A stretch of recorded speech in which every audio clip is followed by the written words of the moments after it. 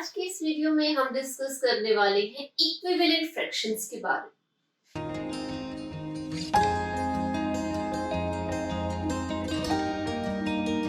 Last videos में हमने discuss किया था फ्रैक्शन क्या है, टाइप्स ऑफ फ्रैक्शंस के बारे में। आज के इस वीडियो में हम डिस्कस करने वाले हैं इक्विवेलेंट फ्रैक्शंस के बारे में।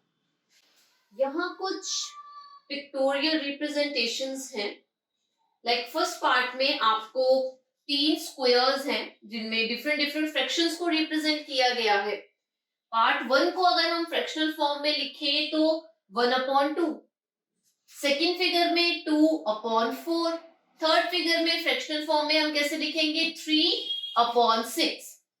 अब अगर हमें चेक करना हो कि क्या 1/2, 2/4 और 3/6 आर दे इक्विवेलेंट फ्रैक्शन और नॉट, हम क्या करेंगे, हम इन स्क्वायर्स को एक के ऊपर एक ऐसे एडजस्ट कर कर फाइंड आउट करेंगे कि जब इन्हें एक स्क्वायर के ऊपर दूसरे स्क्वायर को फिर तीसरे स्क्वायर को सेट किया जाता है तो क्या इनका ये शेडेड पोर्शन इक्वल आता है। लाइक यहाँ पर अगर ये 1/2 वाले जो फ्रैक्शन को रिप्रेजेंट करने वाला बॉक्स है हमारे पास, इसके ऊपर ये 2/4 वाला फ्रैक्शन वाला बॉक्स रखा जाए तो शेडेड पोर्शन सेम रहेगा। 3/6 वाला भी प्लेस किया जाए तो भी शेडेड पोर्शन सेम रहेगा। तो यहां से क्या पता चलता है कि फ्रैक्शन 1/2, 2/4 और 3/6 दे आर इक्वल। तो यहाँ इन्हें हम ऐसी फ्रैक्शंस कहेंगे जो कि इक्विवेलेंट फ्रैक्शंस हैं। 1/2, 2/4, 4/6 these fractions are equivalent fractions. क्यों? If we place the pictorial representation of one over the other, they are found to be equal. ऐसे ही सेकेंड पार्ट में ट्रायंगल्स में फर्स्ट ट्रायंगल का फ्रैक्शनल फॉर्म 1/2 होगा, shaded portion 1 है और total 2 parts में divided है, इक्वल पार्ट्स में। सेकेंड में 2 शेडेड पोर्शन है और टोटल कितने 1 2 3 4, 2/4। सेम जैसे हमने स्क्वायर के साथ किया, अगर हम इस ट्रायंगल के ऊपर इस वाले ट्रायंगल को प्लेस कर दें तो शेडेड पोर्शन सेम रहेगा। ये वाला जो शेडेड एरिया है ये इस वाले एरिया के ऊपर आ जाएगा। तो यहाँ भी ये फ्रैक्शंस इक्विवेलेंट फ्रैक्शंस होंगी। क्यों?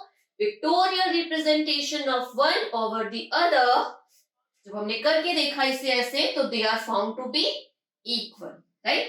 तो 1/2 जो है वो इक्विवेलेंट फ्रैक्शन है किसके, 2/4 के। ऐसे इक्वल्स टू का साइन लगा सकते हैं, इक्वल है ये। थर्ड में सर्कल्स में फर्स्ट सर्कल में 1/2 लिखेंगे, सेकेंड सर्कल में हम इसे 2/4 लिखेंगे और थर्ड सर्कल में 1 2 3 4 4 शेडेड पोर्शन है और टोटल कितना है 8। सेम वैसे ही अगर एक सर्कल के ऊपर दूसरे सर्कल को प्लेस किया जाए तो शेडेड एरिया सेम रहेगा। तो ऐसे में 1/2, 2/4, 4/8 ये भी क्या है, दे are equivalent fractions.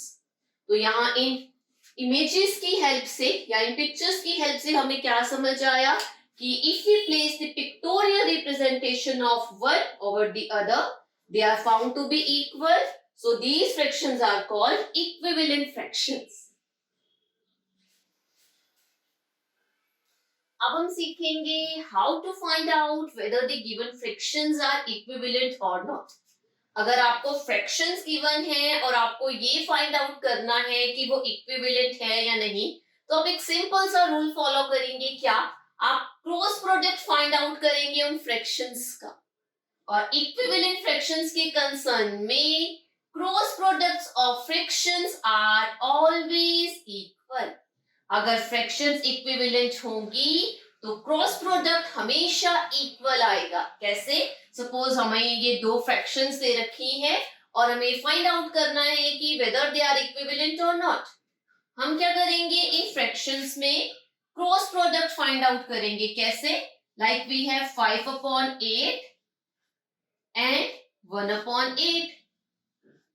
Cross product कैसे फाइंड आउट करेंगे, 5 को मल्टीप्लाई करेंगे 8 से और 8 को मल्टीप्लाई करेंगे 1 से। यहां हमने क्या किया, फर्स्ट फ्रैक्शन के न्यूमरेटर को सेकेंड फ्रैक्शन के डिनोमिनेटर से मल्टीप्लाई किया और सेकेंड फ्रैक्शंस के न्यूमरेटर को फर्स्ट फ्रैक्शन के डिनोमिनेटर से मल्टीप्लाई किया।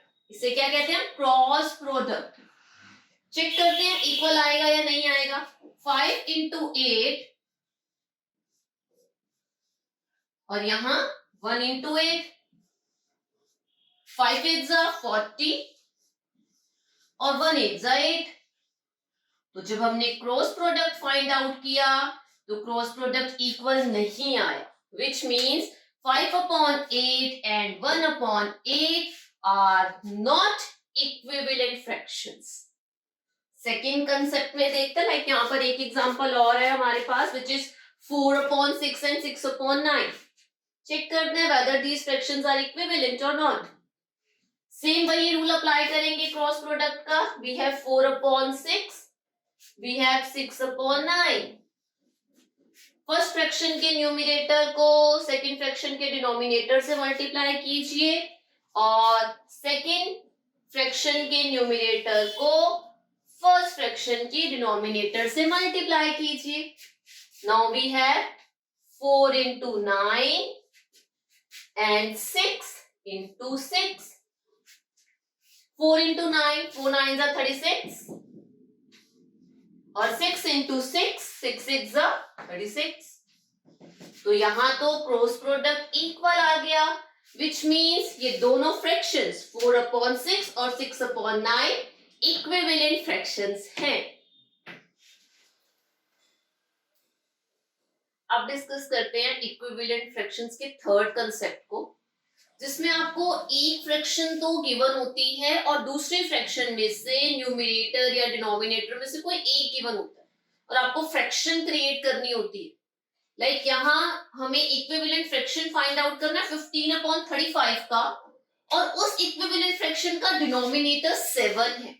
इसे आप कैसे लिख सकते हैं, वी हैव 15/35 और एक ऐसा इक्विवेलेंट फ्रैक्शन फाइंड आउट करना है 15/35 का जिसका डिनोमिनेटर 7।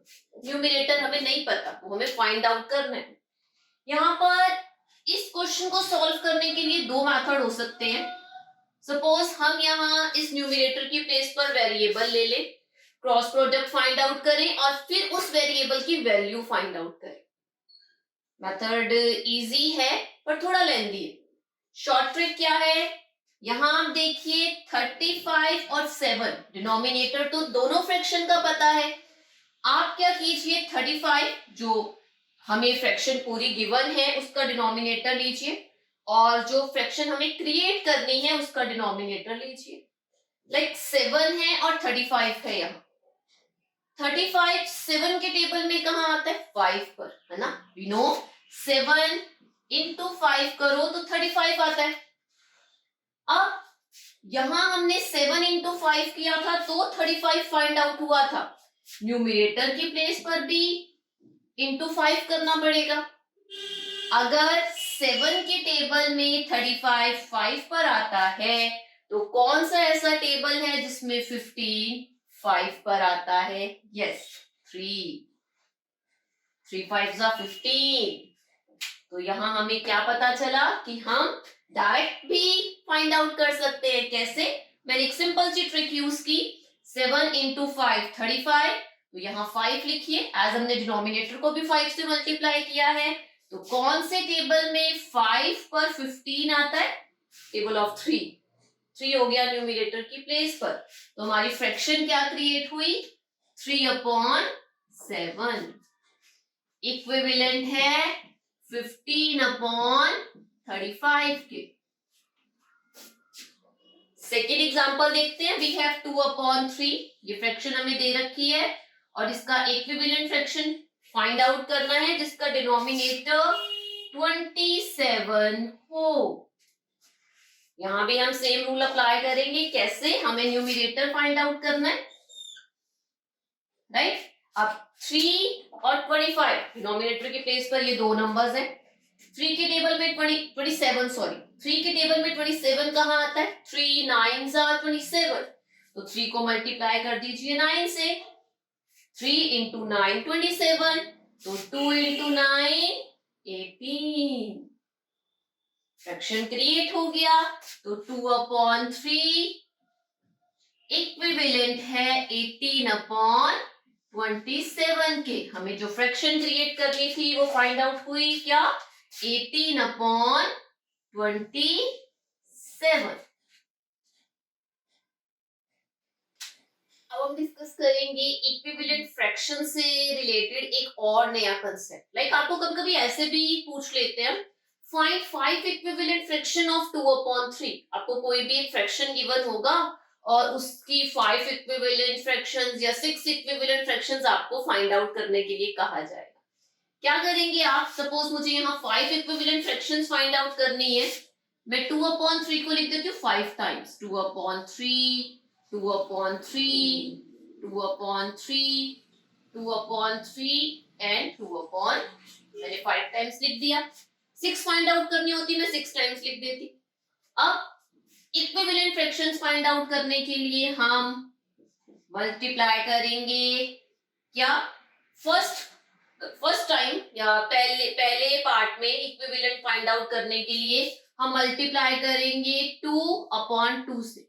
हमने न्यूमरेटर और डिनोमिनेटर दोनों की प्लेस पर 2/2 ले लिया, right? Same number again 3/3, 4/4, 5/5 and 6/6। हमें फाइंड आउट हो जाएंगी क्या? Equivalent fractions. 2 into 2 4, 3 into 2 6, तो 4/6 जो है वो इक्विवेलेंट है 2/3 के।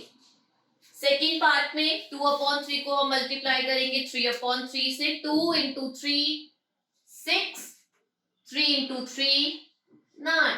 सेकेंड इक्विवेलेंट फ्रैक्शन क्या मिली? 6/9। थर्ड कंडीशन में 2 into 4 8, 3 into 4 12।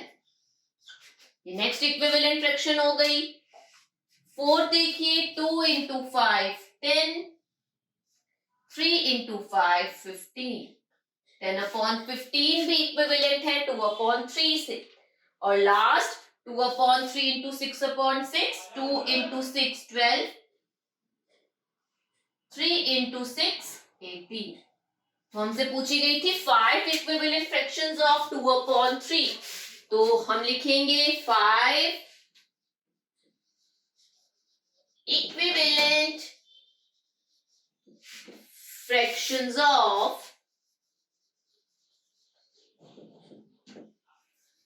2/3 are 4/6, 6/9, 8/12, 10/15 and 12/18। तो इस वीडियो में हमने डिस्कस किया इक्विवेलेंट फ्रैक्शंस के बारे में। इक्विवेलेंट फ्रैक्शंस क्या होती हैं, कैसे किसी फ्रैक्शन से दूसरे फ्रैक्शंस को कंपेयर कर ये फाइंड आउट करोगे कि वो इक्विवेलेंट है या नहीं है। किसी गिवन फ्रैक्शन की 5-6 इक्विवेलेंट फ्रैक्शंस कैसे फाइंड आउट की जा सकती, सब कंसेप्ट हमने आज की वीडियो में कवर कर लिए। नेक्स्ट वीडियो में हम सीखेंगे फ्रैक्शंस को कंपेयर करना। लाइक फ्रैक्शंस को कैसे कंपेयर किया जाता है, अनलाइक फ्रैक्शंस को कैसे कंपेयर किया जाता है। आई होप आज की ये क्लास आपको अच्छी लगी होगी। अगर वीडियो अच्छी लगी है तो लाइक कर दीजिए, शेयर कर दीजिए। मिलते हैं नेक्स्ट क्लास में। Thank you.